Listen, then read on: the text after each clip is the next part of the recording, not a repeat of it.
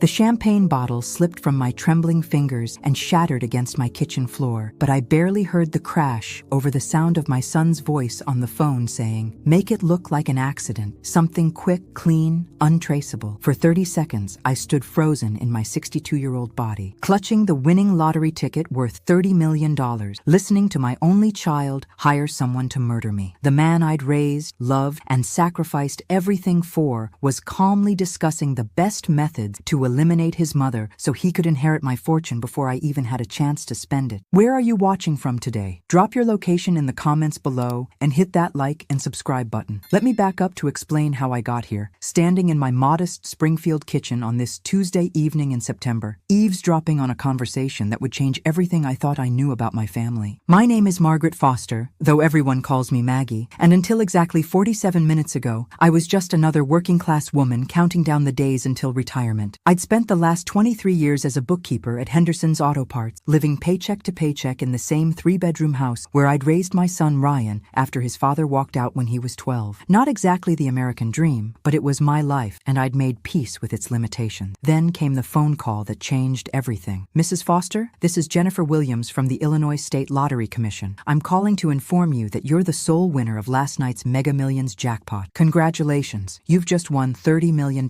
I'd bought that ticket on impulse during my weekly grocery run, using the same numbers I'd played for 15 years. Ryan's birthday, my wedding anniversary, and my mother's birth year. $5 that I could barely afford, thrown away on a dream that seemed as distant as Mars. But apparently, dreams sometimes come true, even for women like me who'd learned to expect disappointment around every corner. After Jennifer from the Lottery Commission walked me through the next steps and scheduled my appointment to claim the prize, I did what any mother would do. I called my son to share the incredible news. That's when everything went sideways. Ryan didn't answer his phone, which wasn't unusual since he worked long hours at his construction company. But I was too excited to wait, so I drove the 20 minutes to his house in Riverside, the upscale neighborhood where he lived with his wife Amanda, in a house that cost more than I'd make in 5 lifetimes. I let myself in with the spare key he'd given me years ago, planning to surprise him with champagne and the news that would change both our lives forever. I heard voices coming from his home office and walked quietly down the hallway, not wanting to interrupt if he was on an important business call. That's when I heard words that turned my blood to ice. "The timing couldn't be more perfect, Marcus. She just won $30 million, which means we need to move fast before she starts spending it, or, God forbid, decides to donate it to some charity for stray cats, or something equally ridiculous." My hand froze on the doorknob as I realized Ryan was talking about me. "How do you want to handle this?" another voice asked. Marcus, apparently, someone I didn't recognize. "Make it look natural. Maybe a home invasion gone wrong, or a car accident. She's old, drives that piece of junk Honda. Shouldn't be too hard to arrange something believable. The insurance will just see another elderly woman who couldn't handle the stress of sudden wealth." I pressed my ear closer to the door, my heart hammering so loud I was afraid they'd hear it. "What about the wife?" Marcus asked. "Amanda doesn't know about any of this, and she never will. As far as she's concerned, Mom had a tragic accident just when life was getting good for her. Amanda's got a soft heart. She'll probably want to start a memorial fund or something touching like that." The casual way he discussed my murder, like he was planning a weekend barbecue, made my knees nearly buckle. This was my son, the baby I'd nursed through pneumonia, the teenager I'd worked double shifts to keep in college, the young man I'd co-signed loans for when he started his business. "When do you need this done?" Marcus asked, and I realized I was listening to the kind of conversation that happened in crime movies, not in real family homes in suburban Illinois. "Soon as possible. She's claiming the prize Thursday morning, which gives us maybe 48 hours before the money hits her account and she starts feeling generous toward distant relatives or worse, decides to enjoy her golden years traveling the world." There was a pause. Then Marcus said something that made my blood run cold. "My fee is $200,000, half up front, half when it's done." "Done," Ryan agreed, without hesitation. Though honestly, Marcus, I'd pay double that to finally be free of her constant disappointment and guilt trips. I backed away from the door on shaking legs, my mind reeling. This wasn't just about money. There was real hatred in Ryan's voice when he talked about me. Years of resentment I'd apparently been too naive to see. Moving as quietly as possible, I slipped out of the house and sat in my car for 10 minutes, trying to process what I'd just heard. My son, my baby, wanted me dead, and he was willing to pay a professional to make it happen. The strangest part was that beneath the terror and heartbreak, I felt something I hadn't experienced in years: crystal clear focus. For the first time since my divorce, I knew exactly what I needed to do. But first, I needed to get home and start planning, because if Ryan thought I was just going to roll over and die quietly for his convenience, he was about to learn that his mother had more fight fight left in her than he'd ever imagined. Monsieur. The drive home took forever, and no time at all, my mind spinning between disbelief and cold calculation. 24 hours ago, my biggest worry was whether I could afford to fix the rattling noise in my Honda's exhaust system. Now I was planning how to survive a murder plot orchestrated by my own flesh and blood. I parked in my driveway and sat for a moment, staring at the house where Ryan had learned to ride a bike, where I'd bandaged his scraped knees and helped him with algebra homework. The same house where he'd apparently decided I should die so he could inherit my lottery winnings without the inconvenience of waiting for nature to take its course. Inside, I poured myself 3 fingers of the bourbon I kept for special occasions and tried to think like someone whose life depended on making the right choices. The lottery ticket sat on my kitchen counter like evidence of a crime I hadn't committed yet. My phone rang, and Ryan's name appeared on the screen. For a moment, I considered not answering, but curiosity won. Mom, hey, I just got your message about having exciting news. Sorry I missed your call. I was tied up in a meeting. A meeting. That's what he called planning my assassination. Oh, it's nothing that can't wait, I said, surprised by how normal my voice sounded. Just some paperwork thing with my retirement account. Paperwork can be so overwhelming at your age, he said, with what I now recognized as fake concern. Maybe I should come over this weekend and help you sort through everything. Make sure you're not getting confused about anything important. Confused. Like I was some doddering old fool who couldn't handle basic finances. Like I hadn't been balancing books for 2 decades while he was learning to tie his shoes. That's sweet of you, honey, but I've got it handled. I know you think you do. But these things can be complicated. What if you make a mistake that costs you money? What if I stay alive long enough to actually spend my money, you mean? I'll call you if I need help, I said. How's Amanda? She's great. Working late at the hospital again tonight, which is why I'm just getting your message now. Perfect alibi, I thought. Amanda would be at work during her husband's business meetings with assassins. After we hung up, I sat at my kitchen table with a legal pad and started making lists. Things I knew, things I needed to find out, people I could trust, resources I had available. The truth was, I didn't have many allies. Most of my friends were coworkers, and while they were nice enough, they weren't the kind of people you'd ask to help fake your death. My sister lived in Oregon, and we talked maybe twice a year. My mother had passed 5 years ago. But I had one advantage Ryan didn't know about. 43 years of watching crime shows and reading mystery novels had given me a pretty good education in how these things work. Plus, 23 years as a bookkeeper meant I understood money trails, paperwork, and how to make things look legitimate on paper. The key was making this look authentic enough to fool everyone, including Amanda, while giving myself time to figure out how to turn the tables on my darling son. I spent the next hour researching boat accidents on Lake Springfield. Surprisingly common, especially in the fall when the weather turned unpredictable. Bodies were sometimes never found, which would be perfect for my purposes. Then I called my cousin Jerry, who lived up in Wisconsin and owned a small marina. Maggie, haven't heard from you in ages. How's retirement treating you? Actually, Jerry, I'm not retired yet, but I'm thinking about taking a little vacation. Maybe renting a small boat for a few days on one of your lakes up there. Something quiet and private. Sure, I can set you up with something. When you thinking of coming up? Maybe this weekend? I know it's short notice, but I'm feeling spontaneous. Jerry laughed. Good for you. Life's too short to wait around for the perfect moment. If only he knew how literally I meant that. After we worked out the details, I called in sick to work for the rest of the week. 23 years of perfect attendance had earned me some credibility with my boss, who told me to take care of myself and not worry about anything at the office. Next, I drove to the bank and withdrew $5,000 in cash from my savings account. Not enough to trigger any reporting requirements, but enough to handle whatever I'd need for the next few days. The hardest part was going to be the emotional performance I'd need to give when I claimed my lottery prize Thursday morning. Ryan would be expecting me to call him immediately with the good news, probably planning to console his grieving mother right up until Marcus did whatever Marcus did to people for $200,000, but I had a different script in mind. Wednesday evening, I packed a small suitcase with enough clothes for a week, threw in my passport and birth certificate, and loaded everything into my Honda. To anyone watching, it would look like I was going away for a long weekend, maybe to visit family, which, in a way, I was. I was going to visit the family member who'd betrayed me, taught him a lesson about underestimating his mother. At 9:00 p.m., I called Ryan one last time. Hi, honey. I'm heading up to Wisconsin tomorrow to visit cousin Jerry for a few days. You remember Jerry, right? The one with the boats? Wisconsin. That's kind of sudden, isn't it? I've been feeling restless lately, and Jerry invited me up to see his new marina. I thought it might be nice to get away from everything for a while. There was a pause, and I could practically hear Ryan recalculating his timeline. Mom, maybe you should wait a few more days. I was planning to come over this weekend to help you with those financial papers you mentioned. The papers can wait. This is just a short trip to clear my head. Well, be careful driving driving up there. The weather forecast looks pretty rough for this weekend. How thoughtful. My son was concerned about road conditions while simultaneously arranging for my permanent removal from them. I'll be careful, I promise. Jerry's got a nice little cabin right on the water. I'm planning to rent one of his boats and do some fishing, maybe some thinking. Fishing? Since when do you fish? Since I decided I've spent too many years sitting around waiting for life to happen to me. Another pause. Mom, are you feeling okay? You sound different. Different? Well, discovering that your child wants you dead does tend to alter your perspective on things. I'm feeling better than I have in years, actually. Like I'm finally ready to start living instead of just surviving. That's good, I guess. Just promise me you'll be careful around the water. You're not exactly an experienced boater. Don't worry, sweetheart. I've got everything planned out perfectly. And I did. By Sunday evening, Maggie Foster would be officially dead, her body lost somewhere in the dark waters of Lake Geneva. But the woman who emerged from those waters would be someone entirely different. Someone with $30 million,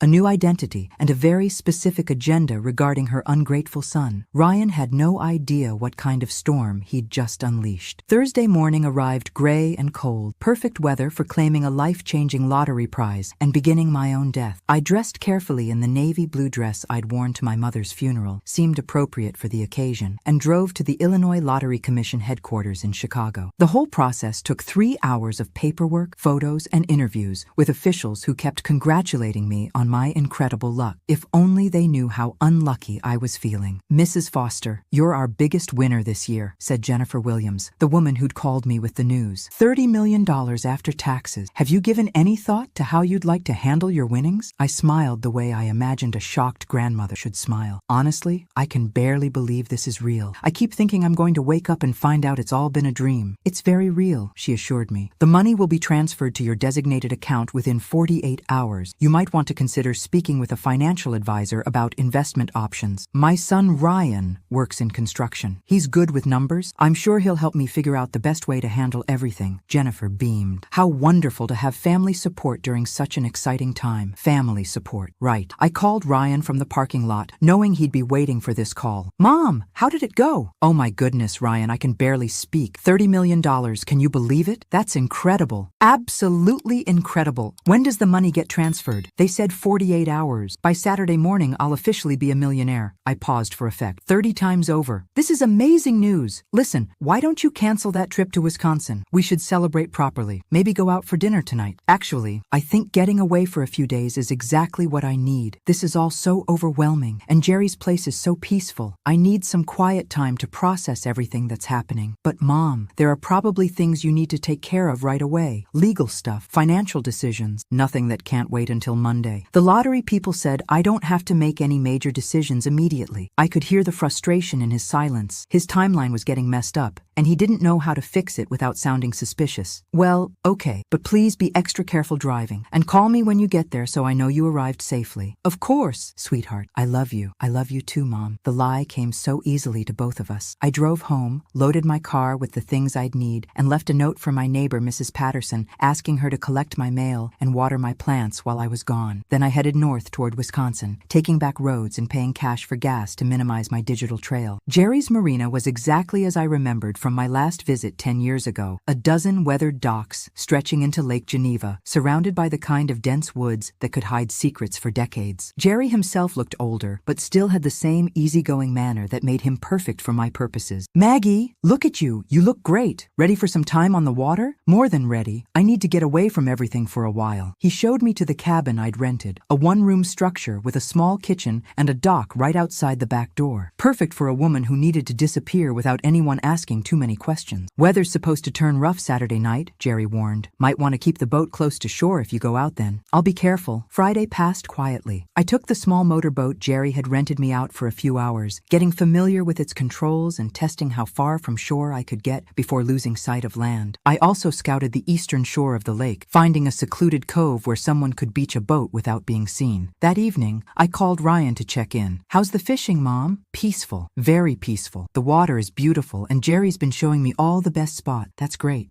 Listen, I've been thinking about what you said, about this being overwhelming. Maybe when you get back, we should sit down together and make a plan for your money. You know, investments, maybe setting up some trusts, that kind of thing. That sounds very responsible. I just want to make sure you're protected. There are a lot of people who might try to take advantage of someone in your situation. Someone like your hired assassin, you mean? I appreciate your concern, Ryan. You've always looked out for me. I always will, Mom. That's what family is for. Saturday morning, I made my final preparations. I drove to a thrift shop in the next town and bought clothes in a different size and style than I normally wore. I purchased a cheap cell phone with cash and spent an hour setting up new email accounts using the free Wi-Fi at a coffee shop. Then I went shopping for supplies, waterproof bag, emergency flares, a small inflatable raft, and most importantly, a mannequin from a store that was going out of business. The teenager selling it looked at me strangely when I asked if they had any wig, but he took my cash without asking questions. That afternoon, I dressed the mannequin in my clothes, complete with my wedding ring and the locket Ryan had given me for my 60th birthday. In the growing darkness, from any distance, it would look exactly like me. I called Ryan one final time at 7:01 p.m. "Hi, honey. I'm about to take the boat out for some evening fishing. Jerry says the fish bite better just before dark. Be careful out there, Mom. The weather forecast still looks pretty rough. I'll stay close to shore. Don't worry so much. I can't help it. I love you. I love you too, sweetheart." This time, only one of us was lying. At 8:30, as the last light faded from the sky, I launched Jerry's boat with my mannequin passenger positioned at the steering wheel. I wore a wetsuit under my clothes and had waterproofed bags containing cash, identification documents, and everything I'd need to start my new life. 2 miles from shore, in the middle of the lake, I triggered the emergency flares I'd rigged to the boat's gas tank. The explosion lit up the darkening sky like a second sunset, sending debris flying in every direction. I slipped into the cold water and watched my old life burn against the night sky. By the time the Coast Guard reached the scene, there would be nothing left but scattered wreckage and no sign of Margaret Foster's body, because Margaret Foster had just died in a tragic boating accident, leaving behind a grieving son and $30 million.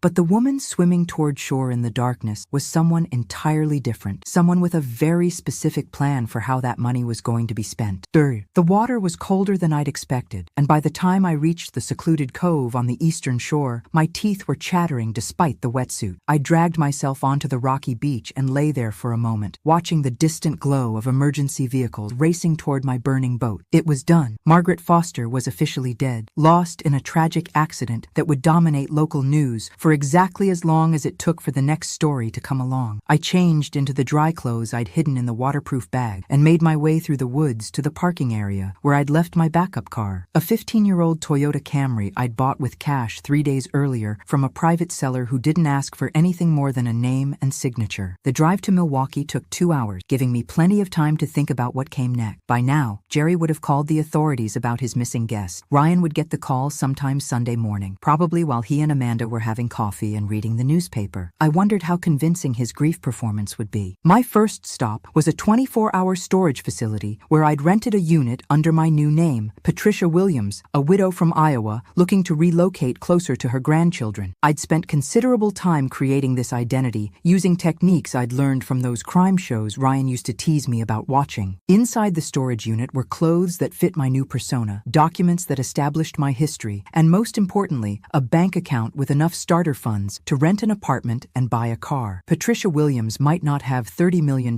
yet, but she had enough to live comfortably while she figured out how to claim her inheritance. I checked into a modest hotel near the airport using Patricia's credit card and spent Sunday morning watching news coverage of my own death. The reporter was a young woman who clearly considered this a minor story. Elderly tourist loses control of boat in rough weather. Body presumed drowned. Family asks for privacy during difficult time. They interviewed Jerry briefly. He looked genuinely shaken as he described me as a quiet lady who seemed sad about something but didn't want to talk about it. Perfect. Even Jerry believed the story I'd constructed. At 11 a.m., my phone, Margaret's phone, which I'd waterproofed and brought with me, rang with Ryan's number. For a moment, I considered not answering, but curiosity about his performance won out. "Is this Mrs. Patterson?" Ryan's voice was carefully controlled, like someone trying to hold it together during a crisis. "No, this is Margaret Foster." "Who's calling?" There was a pause. "I'm sorry, I think I dialed the wrong number. I was trying to reach my mother's neighbor." "Interesting." He was calling Mrs. Patterson to ask about me, probably wanting to establish a timeline for when people last saw me alive. I hung up and immediately called my own voicemail from a hotel phone. curious to hear what messages had accumulated. Mom, it's Ryan. The Coast Guard called me this morning about a boat accident. Please call me back as soon as you get this message. Mom, it's me again. I'm driving up to Wisconsin now. Jerry says you went out fishing last night and never came back. Please,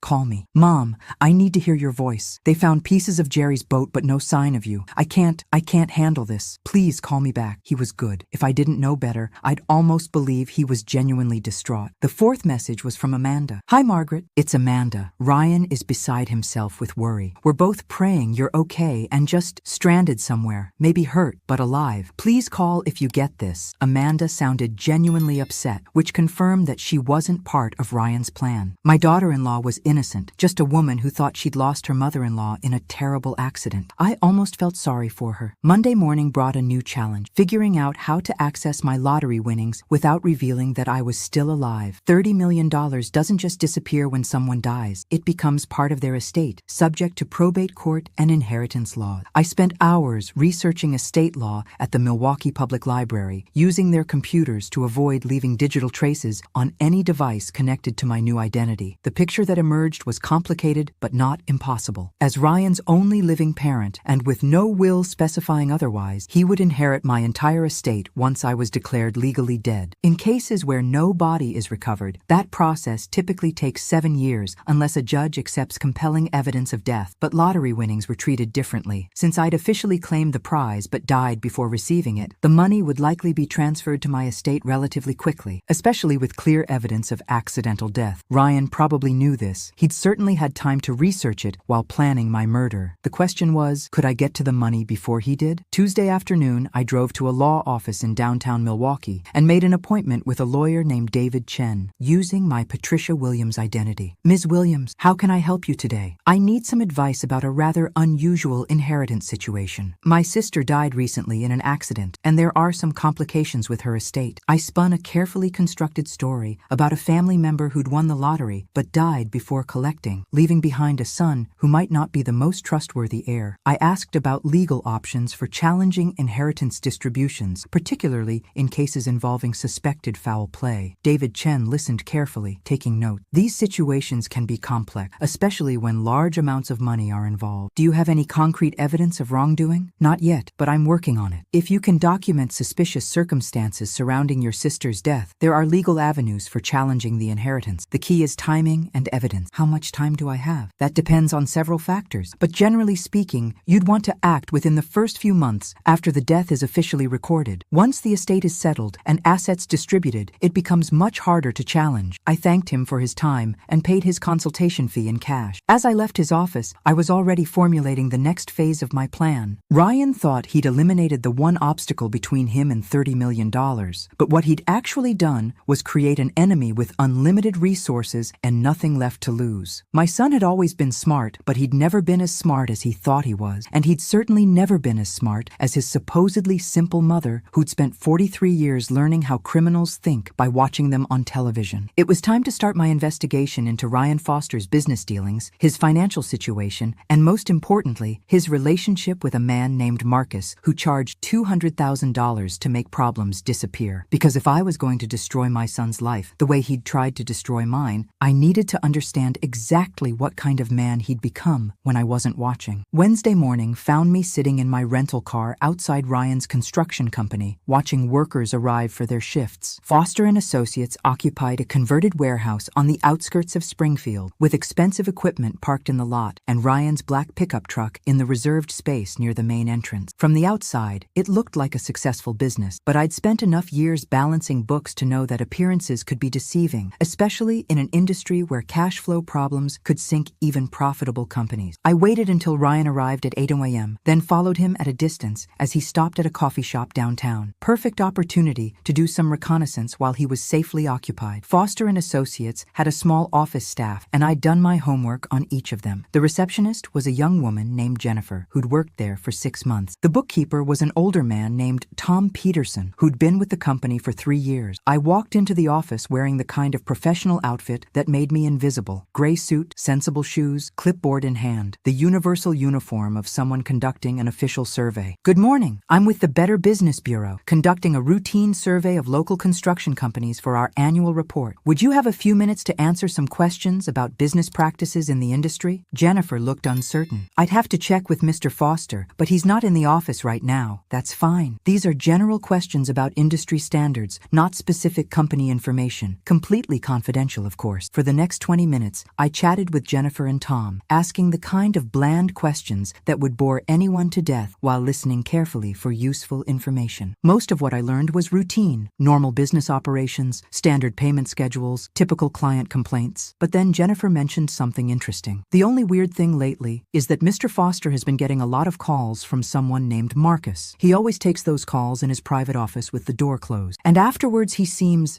stressed? Like whatever they're discussing isn't good news. Tom nodded. I've noticed that too. Usually Mr. Foster is pretty easygoing, but after those Marcus calls, he gets snappy with everyone. How long has this been going on? I asked, keeping my tone casual. Maybe 2 months? Jennifer looked at Tom for confirmation. Yeah, about that long. 2 months. Right around the time Ryan would have been planning my murder. I thanked them for their time and left, my mind racing. Whatever relationship Ryan had with Marcus, it was causing him stress. That suggested either blackmail or debt, both possibilities that could be useful for my purposes. My next stop was the Springfield Public Library, where I spent the afternoon using their computers to research Marcus Thompson, the only Marcus I could find connected to the kind of services Ryan had been shopping for. Marcus Thompson had an interesting history. 3 arrests for assault, 1 conviction for extortion that resulted in 18 months in prison, and current employment as security consultant for a company called Midwest Protection Services. Midwest Protection Services was the kind of business that didn't advertise in the yellow pages. Their website was minimalist, offering discreet security solutions for sensitive situations and risk management consultation for high net worth individuals. In other words, they were criminals with business cards. I printed out everything I could find about Marcus and his company, then cross-referenced their known associates with local criminal records. What emerged was a picture of organized crime trying to look respectable, loan sharking, intimidation, and yes, occasional elimination of problems that couldn't be solved through traditional channels. The question was, how had Ryan gotten connected to these people? Thursday evening, I followed Ryan from his office to a bar called Murphy's on the south side of town. Not his usual kind of place. Murphy's was a working-class establishment where construction workers and factory employees went to drink beer and complain about their bosses. I waited 30 minutes, then entered wearing jeans and a baseball cap, looking like any other tired woman stopping for a drink after a long day. Ryan was sitting in a corner booth with 2 men I didn't recognize. From the body language, it wasn't a friendly conversation. I ordered a beer and found a spot at the bar where I could observe without being obvious about it. Ryan looked nervous, constantly checking his phone and fidgeting with his keys. One of the men with him, tall, broad-shouldered, expensive suit that didn't match the venue, was doing most of the talking. Marcus, I presumed. I couldn't hear their conversation over the bar noise, but I could read Ryan's expressions. Fear, frustration, desperation. Whatever they were discussing, Ryan wasn't happy about it. After 45 minutes, the meeting ended abruptly. Marcus and his companion left first, followed a few minutes later by Ryan. I waited another 10 minutes, then followed Ryan's route home, curious about his state of mind. But instead of going home, Ryan drove to a liquor store, bought a bottle of bourbon, and sat in his truck in the parking lot for 20 minutes, drinking and staring at his phone. This was not the behavior of a man celebrating his successful business ventures. Friday morning brought devastating news that I watched unfold from my hotel room in Milwaukee. The local Springfield television station led their morning broadcast with a story about ongoing investigations into several suspicious deaths in the area. Police are looking into possible connections between 3 apparent accidents involving elderly residents who died shortly after coming into significant money, the reporter announced. Sources close to the investigation tell us that families of the victims had all recently consulted with the same financial planning service. The story included photos of 3 people I didn't recognize, but the details were disturbingly familiar. An 83-year-old man who'd inherited his brother's farm and died in a fall down his basement stairs 2 weeks later. A 79-year-old woman who'd won a smaller lottery prize and died in a house fire the following month. A 75-year-old widow whose pension settlement arrived just before she suffered a fatal heart attack that doctors couldn't explain. All 3 families had used Midwest Financial Planning Services to help manage their sudden windfalls. Midwest Financial Planning Services, I discovered through more library research, was owned by Marcus Thompson. The scope of what I was dealing with suddenly became much larger. This wasn't just about my son hiring someone to kill me for my lottery winning. This was about an organized operation that targeted elderly people who came into money, then eliminated them after their families paid for the service. Ryan hadn't just hired a hitman. He'd gotten involved with serial killers who specialized in inheritance fraud. The news report mentioned that police were asking family members of the victims to come forward with any information about unusual circumstances surrounding their relatives' deaths. I picked up my phone and dialed the Springfield Police Department, asking to speak with Detective Sarah Morrison, who'd been quoted in the news story. Detective Morrison? My name is Patricia Williams. I have information about the cases you're investigating involving elderly victims and Midwest Financial Planning Services. What kind of information? Ms. Williams? I believe my sister Margaret Foster was their most recent victim. She won $30 million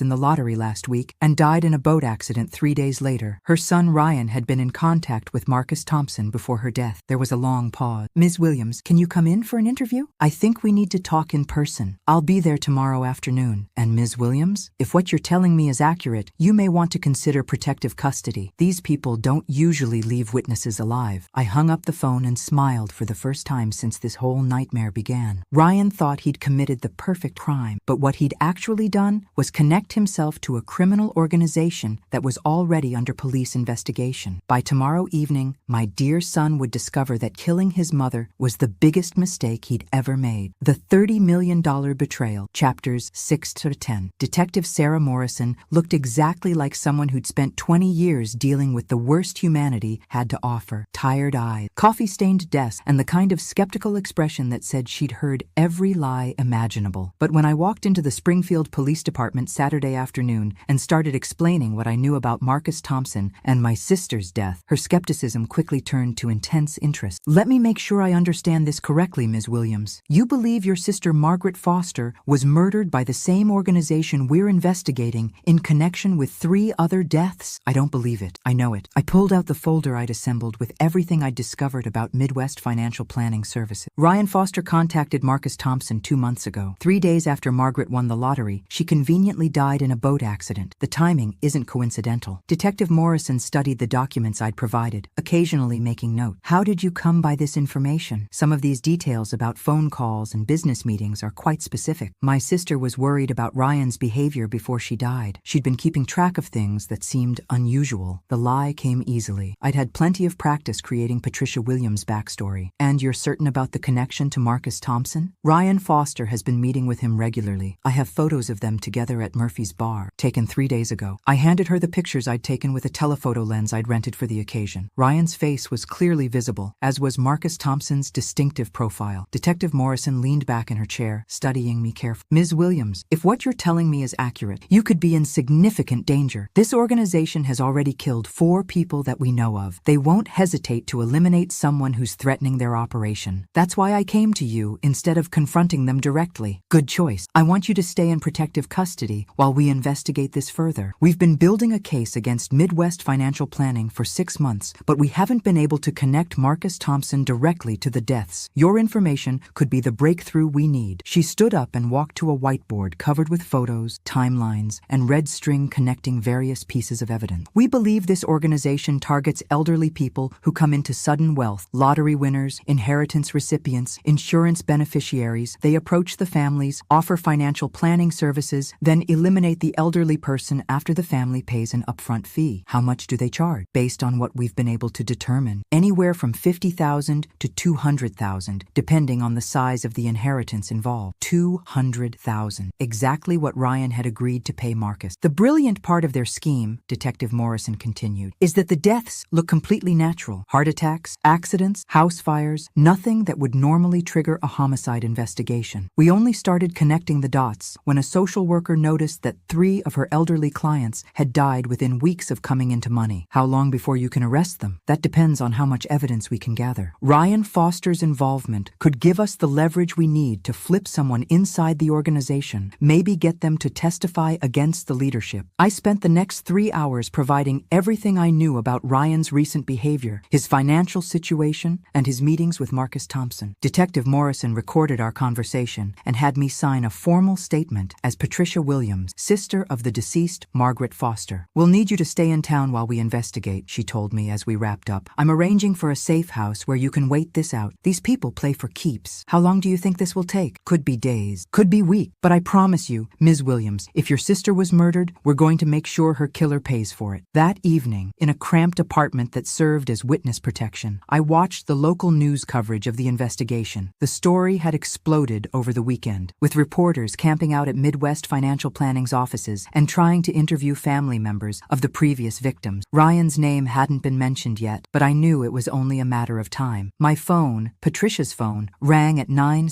p.m. Detective Morrison. Ms. Williams, we just executed search warrants on Marcus Thompson's business and personal residences. What we found is going to blow this case wide open. What kind of evidence? Client files documenting the entire operation. Names, dates, payments received, methods of elimination. Your sister's case is in there, along with detailed plans for 12 other elderly targets who haven't been killed yet. 12 other potential victims. The scope of this conspiracy was staggering. There's more, Morrison continued. We found audio recordings of Thompson's conversations with various clients, including several with Ryan Foster. Your nephew is discussing your sister's murder in explicit detail, down to the method and timing. I closed my eyes, trying to feel grief for the son I'd raised, but finding only cold satisfaction. Ryan had recorded his own confession without knowing it. When will you arrest him? Tomorrow morning. We want to get him before he realizes how much evidence we have. The whole organization is going down. Thompson, his associates, and every client who paid for these services. After Morrison hung up, I sat in the safe house apartment, staring out the window at the street where my son would be arrested in less than 12 hours. Part of me wanted to be there to see his face when he realized that his simple murder plot had connected him to the biggest criminal conspiracy in Illinois state history. But the rational part of me knew that Patricia Williams needed to stay hidden while Margaret Foster's killer was brought to justice. I poured myself a glass of wine from the bottle I'd picked up earlier and raised it in a toast to my reflection in the window. Here's to you, Margaret Foster. Your death is about to be avenged in ways your son never imagined. The woman in the reflection smiled back, and for the first time since this nightmare began, I felt genuinely optimistic about the future. Tomorrow, Ryan Foster would discover what happened to people who underestimated their mothers. Sunday morning brought chaos that exceeded my wildest expectations. I woke up in the safe house to find Detective Morrison's card slipped under my door with a handwritten message. Turn on Channel 7. Ryan Foster arrested at 6 a.m. Call me. The news coverage was spectacular. Video of Ryan being led away in handcuffs from his house while Amanda stood in the doorway in her bathrobe, clearly having no idea what was happening. The reporter was practically vibrating with excitement as she described the massive law enforcement operation that had taken down what she called the most sophisticated elder abuse ring in Midwest history. 7 arrests were made simultaneously this morning, including Marcus Thompson, the alleged leader of Midwest Financial Planning Services, and Ryan Foster, a local construction company owner accused of hiring Thompson to murder his own mother for lottery winnings. They showed a photo of me, Margaret Foster, with the caption, "Latest victim of inheritance murder scheme." Seeing my own obituary photo on television was surreal, but also deeply satisfying. I called Detective Morrison immediately. Ms. Williams, I hope you're watching the news. This is the biggest bust our department has ever made. What did Ryan say when you arrested him? He tried to deny everything at first, claimed he'd never heard of Marcus Thompson. Then we played the audio recordings Thompson made of their conversation. He went white as a sheet and asked for a lawyer. What about Amanda? Does she know what her husband did? She's in shock, keeps insisting there must be some mistake, that Ryan would never hurt his mother. We haven't told her yet that her mother-in-law isn't actually dead. That gave me pause. When will you tell her? That depends partly on you. As Patricia Williams, you're our key witness in this case, but eventually we're going to need Margaret Foster to testify about what she overheard. The implications hit me like a truck. At some point, I was going to have to rise from the dead and confront my son in court. The thought was both terrifying and exhilarating. What happens next? Thompson and his associates are looking at multiple charges of murder, conspiracy, and fraud. Ryan's charges include conspiracy to commit murder and insurance fraud. He's looking at life in prison without parole if convicted. Life in prison. My son, who I'd taught to ride a bicycle and helped with homework, would spend the rest of his life behind bars because he'd tried to have me killed for money. I should have felt sadness or regret, but all I could muster was grim satisfaction. There's something else, Morrison continued. Thompson's files contained information about other criminal activities, money laundering, loan sharking, several unsolved murders going back 5 years. This case is going to unravel a lot of other investigations. How many people were involved in the organization? At least 15 that we know of. The financial advisors, insurance investigators, medical professionals who helped fake causes of death, even a funeral director who was disposing of evidence. It was a full-service operation. After hanging up with Morrison, I spent the day following news coverage and checking social media for reactions from people who knew Ryan. The responses were exactly what I'd expected: shock, disbelief, and gradually mounting anger as details details emerged about the scope of his crimes. Amanda had posted a statement on Facebook. I had no knowledge of any criminal activity. I loved Margaret Foster like my own mother and am devastated to learn what happened to her. I am cooperating fully with police and ask for privacy during this difficult time. Poor Amanda. She'd married a monster without knowing it, and now her life was falling apart on live television. Several of Ryan's employees had posted their own statements, distancing themselves from their former boss and expressing sympathy for his victims. Foster and Associates would be bankrupt within a week, another casualty of Ryan's greed. Monday brought more developments. Detective Morrison called to tell me that Marcus Thompson had started talking, hoping to cut a deal with prosecutors. He's given us details about 11 murders over the past 3 years, including methods, timelines, and payment amounts. Your sister's case was particularly lucrative for him because of the lottery winning. Is he providing information about other clients? Dozens of them. Apparently, there's a whole network of people who know about this service and refer potential clients to Thompson. We're looking at the biggest conspiracy case in state history. That afternoon, I made a decision that surprised even me. I drove to Springfield, carefully disguised with a wig and sunglasses, and parked across the street from Ryan's house. Amanda was home alone, sitting on the front porch with a cup of coffee, staring at the police tape that still surrounded parts of her property. She looked lost, like someone whose entire world had collapsed overnight. I felt genuinely sorry for her. Whatever Ryan's crimes, Amanda was innocent. She'd been manipulated by a man who was apparently capable of lying to everyone around him with complete conviction. After an hour of watching her, I made another impulsive decision. I walked across the street and approached her porch. "Excuse me, are you Amanda Foster?" She looked up with red, swollen eyes. "Yes. Are you a reporter? Because I've already said everything I'm going to say about this situation. I'm not a reporter. My name is Patricia Williams. Margaret Foster was my sister." The effect was immediate. Amanda's face crumpled and she started crying again. "Oh God, I'm so sorry. I'm so sorry about what Ryan did. I had no idea. I swear to you, I had no idea he was capable of something like this." I sat down on the porch steps beside her. "I believe you. From everything I've learned about this situation, Ryan was very good at hiding his true nature. We've been married for 8 years, Amanda said through her tears. 8 years, and I never saw any sign that he could. She couldn't finish the sentence. What kind of husband was he? Before all this? Loving, attentive. He always seemed so devoted to his mother. He talked about her constantly, worried about her living alone, kept saying we needed to do more to help her. Amanda shook her head in bewilderment. How could someone who seemed to care so much about his mother's welfare be planning to murder her? It was a good question, and one I'd been thinking about constantly. How had the boy I'd raised become someone capable of cold-blooded murder? Had you noticed anything unusual about his behavior recently? He'd been stressed about work, but that wasn't unusual in the construction business, and he'd been spending more time on his phone, taking calls in private. But I thought it was just business. Business, right. Amanda, I want you to know that I don't blame you for what happened. You're as much a victim in this as anyone. She looked at me with something approaching gratitude. Thank you for saying that. The newspapers are making it sound like I should have known, like I was some kind of accomplice. The newspapers don't know what they're talking about. You married a man who was skilled at deception. That's not your fault. We talked for another 30 minutes. Amanda told me about the Ryan she'd known. Seemingly devoted husband, successful businessman, man who sent flowers to his mother every birthday and called her 3 times a week to check on her. None of it squared with the man who'd calmly hired a professional killer to eliminate his mother for inheritance money. As I prepared to leave, Amanda grabbed my arm. "Ms. Williams, do you think Margaret suffered when they killed her?" I looked into her eyes and saw genuine concern for someone she'd believed was her mother-in-law. "I think it was probably very quick," I said gently. "I don't think she suffered." It wasn't exactly a lie. Margaret Foster had died instantly in that boat explosion, replaced by someone harder and more determined than she'd ever been in life. Driving back to Milwaukee, I realized that my conversation with Amanda had clarified something important. Ryan hadn't always been a monster. Something had changed him, turned him into someone capable of murder for money. The question was, what had happened to transform my son into a killer? And more importantly, was there any part of the boy I'd raised left to save? By Tuesday morning, I would have my answer to both questions, and it would change everything about how I planned to handle my resurrection. Tuesday morning brought news that made me question everything I thought I knew about my son's motivation. Detective Morrison called the safe house with information that Marcus Thompson had revealed during his interrogation. "Ms. Williams, we need to talk. Can you come to the station this morning?" "What's happened?" "Thompson told us something about Ryan Foster that changes the entire dynamic of this case." An hour later, I sat in Morrison's office while she played an audio recording of Marcus Thompson's confession. "Ryan Foster came to me 6 months ago, not 3 weeks ago like we originally thought." Thompson's voice crackled yelled through the speakers. He wasn't looking to hire a killer. He was trying to warn his mother about our organization. I felt like I'd been punched in the stomach. What do you mean, warn her? Morrison paused the recording. It gets more complicated. Listen to this. Thompson's voice continued. Foster's construction company had done work for several of our clients. He started noticing patterns. Elderly clients who hired him for home improvements, then died shortly after coming into money. He put the pieces together and figured out what was happening. But the recordings, I protested. I heard him planning my murder. Keep listening. Foster threatened to go to the police unless we left his mother alone. Said he'd already warned her to be careful around financial planners who approached her unsolicited. That's when I knew he could destroy our whole operation. Morrison stopped the recording. Ms. Williams, your nephew wasn't hiring Thompson to kill his mother. He was trying to blackmail Thompson into leaving her alone. The room spun slightly. Everything I'd believed about Ryan's motivations was wrong. Then why were they discussing murder methods? Because Thompson told Ryan that if he went to the police, Margaret Foster would die anyway, along with Ryan and his wife. Thompson was explaining exactly how he would kill them all if Ryan didn't cooperate. Morrison played more of the recording. I told Foster he had two choices. He could pay us $200,000 to guarantee his mother's safety, or he could watch his entire family disappear. He chose to pay. Ryan was being extorted, I whispered, the full scope of my mistake becoming clear. Thompson's organization had been watching Margaret Foster since she bought those lottery tickets. They knew she was a potential target regardless of what Ryan did. When Ryan discovered their operation and tried to interfere, Thompson turned him into an unwilling accomplice. I put my head in my hands, trying to process this revelation. My son hadn't been planning to murder me for inheritance money. He'd been desperately trying to save my life while being blackmailed by professional killers. There's more, Morrison said gently. Thompson told us that Ryan's been liquidating his business assets to raise the money they demanded. His construction company is bankrupt because he's been paying protection money to keep you alive. How long has this been going on? 6 months. Ryan's been making payments to Thompson's organization since March, draining his savings, taking loans against his equipment, even borrowing against his house. The conversation I'd overheard at his office suddenly made sense. Ryan had been stressed about Marcus's phone calls because he was being blackmailed, not because he was planning murder. Ms. Williams, we believe Ryan Foster thought his mother was already dead when we arrested him. Thompson told him they'd taken care of the situation permanently after she won the lottery. Ryan probably thinks he failed to save her. I closed my eyes, imagining Ryan in his jail cell, believing his mother was dead because he hadn't been able to pay enough money to the criminals who'd threatened her. Detective Morrison, I need to tell you something. Margaret Foster isn't dead. What do you mean? I mean she's sitting right here in your office. I'm not Patricia Williams. I'm Margaret Foster, and I've been hiding from my son for a week because I thought he was trying to have me killed. The silence in the room was deafening. Morrison stared at me for a long moment. You're telling me that you faked your own death? I overheard Ryan talking to Marcus Thompson on the phone. Based on what I heard, I thought my son was hiring someone to murder me, so I staged a boat accident and disappeared. What exactly did you hear? I replayed the conversation from Ryan's office, word for word. When I finished, Morrison nodded slowly. You heard Thompson threatening your son, not your son hiring Thompson. But without the context of the extortion, it would have sounded like a murder plot. So Ryan has been in jail for 3 days, thinking I'm dead, while I've been hiding from him? That's exactly what's happened. I felt sick. My son, my baby, was sitting in a jail cell, charged with murdering his mother, while believing he'd failed to protect me from the criminals who'd been extorting him for months. I have to see him. I have to tell him I'm alive. Miss Foster, that's not going to be simple. Ryan Foster has been charged with conspiracy to commit murder based partly on your testimony as Patricia Williams. If you reveal that you're alive and that you misunderstood what was happening, it could complicate our case against Thompson's organization. I don't care about your case. I care about my son. I understand, but think about this carefully. Thompson's operation has killed at least 11 elderly people. If our case falls apart because our star witness turns out to be alive and our key defendant turns out to be a victim, Thompson could walk free to kill again. The ethical dilemma was staggering. If I revealed myself to save Ryan, I might destroy the case against the people who'd murdered 11 innocent elderly victims. But if I stayed hidden, my son would be convicted of trying to murder his own mother when he'd actually been trying to save her. What are my options? We could arrange for you to visit Ryan without revealing yourself to his lawyer immediately. Let you talk to him privately, explain the situation, figure out the best way to handle this going forward. When? This afternoon if you want. I nodded, my emotions churning between relief that Ryan wasn't a killer and horror at how badly I'd misunderstood the situation. Detective Morrison, how did I get this so wrong? Because Thompson's organization is extremely sophisticated. They specialize in making victims look like perpetrators. Ryan was supposed to look guilty if anything went wrong, which would discredit him if he tried to expose their operation. cooperation, and I played right into their hands. You reacted exactly the way any mother would react after overhearing what sounded like her son planning her murder. Don't blame yourself for Thompson's manipulation. That afternoon, I sat in a visitation room at the county jail, waiting for guards to bring my son to see his supposedly dead mother. I had no idea what I was going to say to him, how to explain what I'd done, or how to apologize for believing he was capable of murder. The door opened, and Ryan walked in wearing an orange jumpsuit, his hands shackled, his face gaunt from 3 days of believing his mother was dead because of his failure to protect her. When he saw me, his legs gave out completely. "Mom?" he whispered, reaching toward me with shaking hands. "Mom? Is that really you?" "Hello, sweetheart," I said, my voice breaking. "I'm sorry I'm late, but I'm here now, and we're going to fix this together." The conversation that followed would determine whether my son spent the rest of his life in prison or whether we could find a way to expose the truth about what Thompson's organization had done to both of us. "Archewum, I thought you were dead." Ryan's voice was barely a whisper as he stared at me across the metal table, his shackled hands trembling. "For 3 days, I've been sitting in this cell, knowing that I failed you, that I couldn't protect you from them. Ryan, I need you to tell me everything, from the beginning. When did you first encounter Marcus Thompson?" He took a shaky breath, looking older than his 32 years. "It started in March when I was doing renovation work for Mrs. Eleanor Patterson. Remember her? The widow who lived on Elm Street?" I nodded. "I'd met Eleanor at church functions.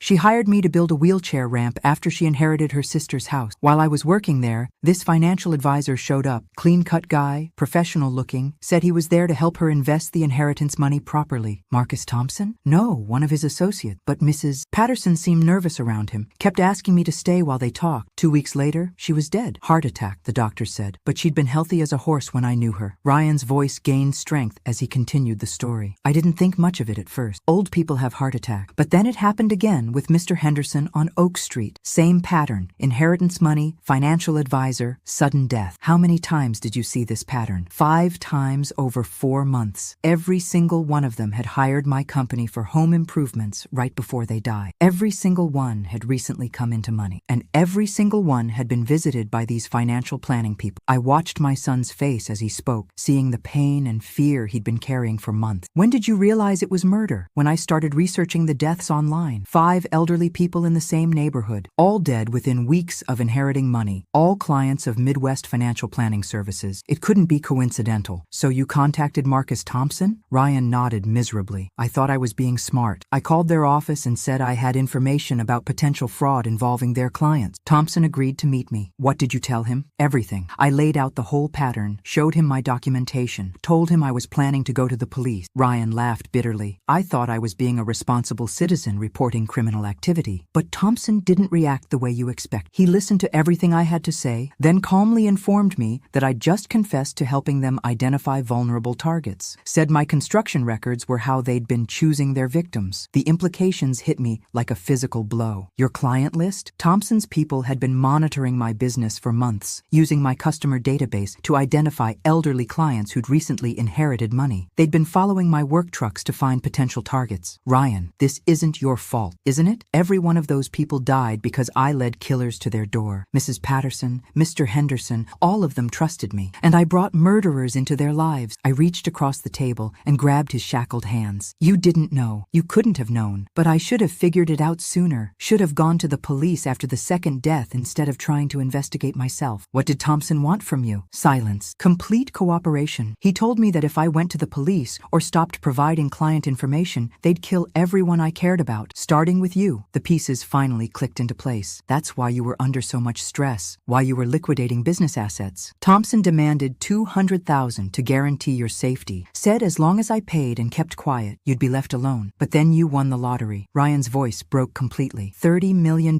made you the biggest target they'd ever identified. Thompson told me the protection deal was off, that you were too valuable to pass up. Said they'd eliminate you within days unless I paid them $5 million. $5 million. No wonder Ryan had seemed desperate in those final conversations. I tried to liquidate everything. The business, the house, our savings, but I could only raise about $400,000. It wasn't enough, so Thompson decided to kill me anyway. He told me they'd make it look accidental, that you'd never know what was happening. Said if I tried to warn you or interfere, they'd torture you before they killed you, then come after Amanda. I stared at my son, seeing clearly for the first time the impossible position he'd been trapped in for months. Ryan, the conversation I overheard at your house, when you were talking about making it look natural, supernatural, about car accidents and timing. That was Thompson explaining how they were going to kill you. He wanted me to understand exactly what would happen if I didn't cooperate fully. He was describing their methods, not asking for my input. You were never planning to have me murdered, Mom. I would die before I'd let anyone hurt you. I've been going crazy trying to figure out how to protect you from these people. The guard appeared at the door, signaling that visiting time was nearly over. Ryan, there's something you need to know. I'm not just visiting you as your mother. I've been working with Detective Morrison to build a case against Thompson's organization. His eyes widened. What do you mean? I faked my death, Ryan. When I thought you were trying to have me killed, I staged a boat accident and disappeared. I've been feeding information to the police as Patricia Williams, Margaret Foster's sister. You've been alive this whole time? I've been hiding from you this whole time, thinking you wanted me dead, but now I know the truth. And we're going to use that truth to destroy Thompson and everyone like him. How? Because Thompson's organization just made their biggest mistake. They tried to turn a mother against her son, not realizing that we're stronger together than either of us is alone. The guard stepped forward. Time's up. I stood, but Ryan remained seated, staring at me with something I hadn't seen in his eyes since he was a child. Hope. Mom, what happens now? Now we fight back, sweetheart. Together. Thompson wanted to make you look like a killer and me look like a victim. Instead, we're going to make sure he spends the rest of his life in prison. As I left the visitation room, I was already planning the next phase of our counterattack. Thompson had manipulated and threatened my family for months, using our love for each other as a weapon against us. But he'd made one crucial error in judgment. He'd assumed that love makes people weak. He was about to learn that nothing in this world is more dangerous than a mother whose child is threatened. 3 weeks later, I sat in the front row of the courtroom as Marcus Thompson was sentenced to life in prison without possibility of parole. The judge's words echoed through the packed gallery. Mr. Thompson, your organization's systematic targeting and murder of vulnerable elderly citizens represents one of the most heinous criminal enterprises in this court's history. But the real victory had come 2 days earlier. When Ryan walked out of jail as a free man, all charges dropped after the truth about Thompson's extortion scheme became public knowledge. The media had turned our story into a sensation. Son saves mother from murder plot. Fake death exposes killer ring. Family love defeats criminal conspiracy. While I appreciated the positive coverage, what mattered most to me was sitting next to Ryan and Amanda in that courtroom, watching justice being served to the man who'd tried to destroy our family. Detective Morrison had been right about the scope of Thompson's operation. The final investigation revealed 17 murders over 5 years, with dozens of attempted extortion cases like Ryan's. Thompson's associates received sentences ranging from 25 years to life, effectively dismantling the entire organization. Ms. Foster, the voice belonged to Jennifer Walsh, a reporter from the Chicago Tribune who'd been covering the trial. Could I ask you a few questions about your experience? I looked at Ryan, who nodded encouragingly. We'd discussed this, using media attention to warn other families about similar schemes. What would you want people to know about organizations like Thompson's? Jennifer asked. That they prey on our love for each other, I said, choosing my words carefully. They identify the people we care most about, then use our desire to protect them as a weapon against us. The only defense is communication and trust. What do you mean by that? If Ryan and I had talked openly about what was happening, instead of each trying to protect the other in secret, Thompson never would have been able to manipulate us. Family members need to share their fears and suspicions, even when it's uncomfortable. Jennifer scribbled note. What advice would you give to families who might be targeted by similar schemes? Trust your instinct. If financial advisors or insurance salespeople approach you immediately after you receive inheritance money, be suspicious. Legitimate businesses don't typically cold call lottery winners or inheritance recipients. And if you suspect your family is being targeted, go to the police immediately. Don't try to handle it yourself. Don't try to pay off criminals. Don't assume you can outsmart professional con artists. Law enforcement has resources and experience that private citizens don't have. After the interview, Ryan, Amanda, and I walked to my car in the courthouse parking garage. The underground space was dimly lit and echoing with the sound of our footsteps, creating an oddly intimate atmosphere for the conversation I'd been planning. Ryan, there's something we need to discuss about the lottery money. He stopped walking. Mom, I don't want any of it. After everything that's happened, I never want to see a penny of that money. I figured you'd feel that way, which is why I've already made arrangements. I handed him an envelope containing legal documents I'd prepared with my attorney. What's this? A trust fund for your future children. $20 million that can only be accessed for education, healthcare, and housing expenses for the next generation of our family. Ryan opened the envelope and stared at the document. Mom, this is too much. It's exactly the right amount. The money can't be touched by you or Amanda, which protects it from anyone who might try to manipulate you in the future, but it ensures that our grandchildren children will have opportunities neither of us could have imagined. Amanda was crying again, but these were happy tears. Margaret, you don't have to do this. Yes, I do. Family takes care of each other, but not by enabling dependency or creating targets for criminals. This way, the money serves its proper purpose. What about the remaining 10 million? Ryan asked. 5 million is going into my retirement account, which should be more than enough for a comfortable life. The other 5 million is being donated to organizations that help elderly people avoid financial exploitation.